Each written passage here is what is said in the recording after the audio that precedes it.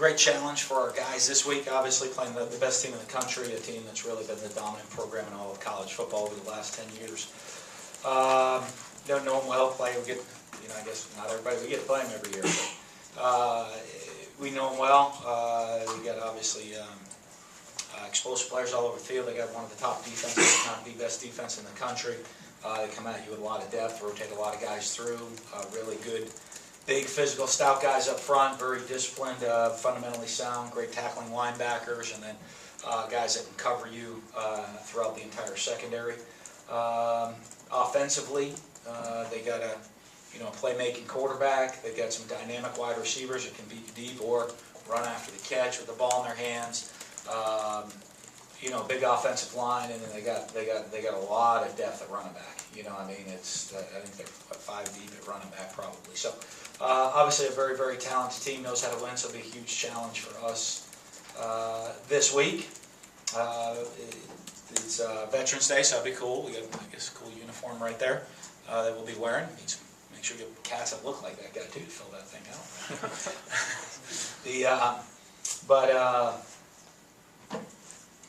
Great challenge, is what you come play in the SEC for in these type of games.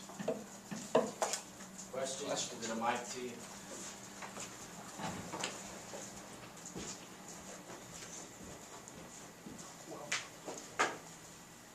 Hey Dan, how do you get your guys to believe in something that you guys have not been able to do?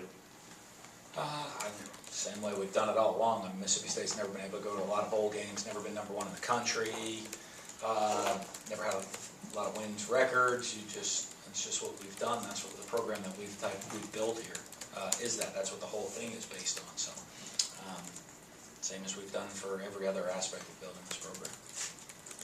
You talked about Jalen being kind of a playmaking quarterback and everything. Is it, I know you're not going to give away a game plan, but is it as simple as stopping him and then that leads to everything else, or do you really have to be more multifaceted than that? Well, they have an awful.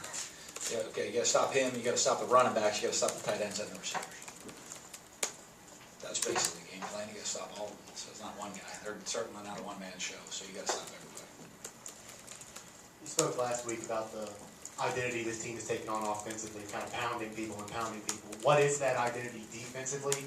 And is it, I guess, is it difficult to take on a true identity like that with a defensive coordinator change in that first year? No, I think they do. It's obviously a fast, physical, aggressive defense that gets after you, and every single snap. And you watch. We've been able to do that, take advantage of things. Be aggressive, stop. I think we've played very good defense. You take out, I think we're going to have too many big plays and on the defensive side of the ball, and Todd and I look, if you take out some of the big explosives, I'm not even talking about, the 12 to 15-yard explosive plays, the big explosive, statistically, we've had a great year defensively. Without those, even the game the other day, I think they had 180 yards on 3 plays.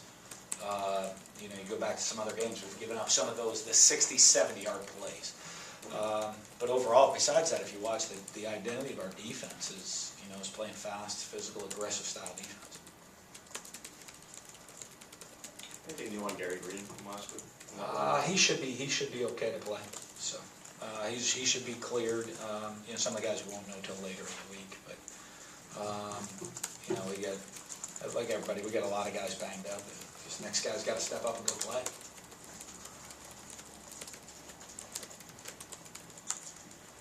Do you feel that you have to play an almost perfect game to beat Alabama, and that almost pressures you too much when you play against a team like them? No, in my mind, you got to play a perfect game to beat anybody. In college football, you got to come out and play great, or you can't expect to win in today's college football. You look at Saturday. I thought we had a great week of practice Saturday. I thought we had great preparation leading into the game. I don't think we came out and executed that clean, and we found a way to make plays to win at the end. If you don't do that every week, you're not going to expect to win no matter who you play. Alabama really bottled up Nick Fitzgerald in the running game last year. How do you open things up for him in that regard? Hopefully run better, block a little better.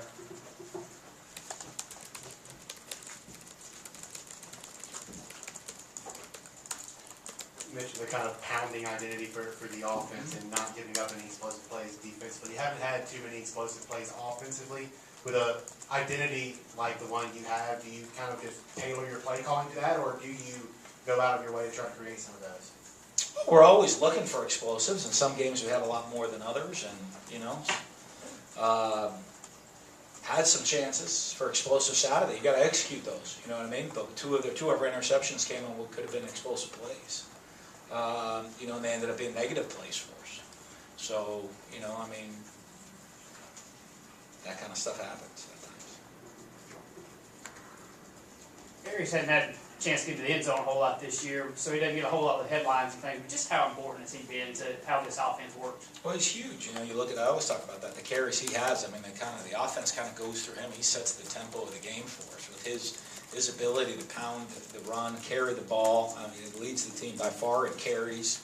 And be physical between the tackles is huge, you know, and I'm telling you, you know, he gotta go explode and run away from people to get his touchdowns. You know, you gotta stop can't get tackled inside the 5-yard line, and to get the touchdowns. But but I think it is, you know, critical what his play and that style of plays allowed us to. That sets up everything else within the offense. Hey Dan, on the extra point field goal block, the way they're calling that leaping stuff now, Okay. how do you teach your players, or what is your teaching points? You don't to keep leap? from hitting that, to stay on the ground. Yeah, well, I mean, if you can jump straight up vertically, you can do that, but you better have a guy from where that you jump from that has an unbelievable vertical and length. I don't know that we have somebody of that nature. I could go see if Ben could let us borrow somebody or not if we want to try to put in that scheme. But that Can't doesn't. take a step. You got to go vertical. You just go straight vertical. So I'm not in that. You know, I mean, we do.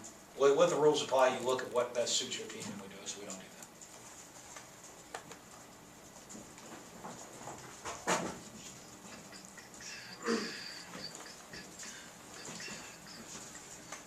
that. And could you evaluate Reggie Todd's first start and how he did? I know he's made a couple of catches, but how did he progress, and maybe evaluate the other younger receivers as? Yeah, they're coming along. You know, I mean, obviously they're being forced into situations you wouldn't expect them to be forced into right now. You know, I mean, when you look at the depth, I think we had 4 or 5 scholarship receivers to play the game on Saturday. It's not a lot, you know, especially for us. So, you know, I mean, guys got to step up and go make plays, and they're getting a lot more reps and a lot of experience and good growing. Obviously, you know, you'd like it to be the other way where you can control how they grow and put them in good situations, but we don't have that option right now where those guys are forced to play a lot of plays. And, you know, and for the long term, for their future, it's going to be pretty good. You know, Nick Fitzgerald, I know you knew he could run before he got the starting job, but then, you know, there's a lot of tape on him now. He's played a lot of games, and he continues to run for 100 yards week after week after week. Has it, I don't know if surprise is the right word, but are you kind of impressed at how he can continue to be effective and be one of really the best rushing quarterbacks in SEC history so far? Well, I think, you know, there's a lot of other people around him that help that out. You know, obviously the ability, the offensive line, Eris, all of those things allow him to do it because it's, you know, a lot of it is option plays. And, you know, so the defense trying to take other people away allows him to run the ball. You know, I think we probably have the least number of quarterback runs. We have less quarterback runs with him than any other quarterback we've had. So, you know, it's more option-based. You know, we don't have a lot of quarterback-designed runs. And so it's really the other facets that allow him to go do that. He just makes good decisions.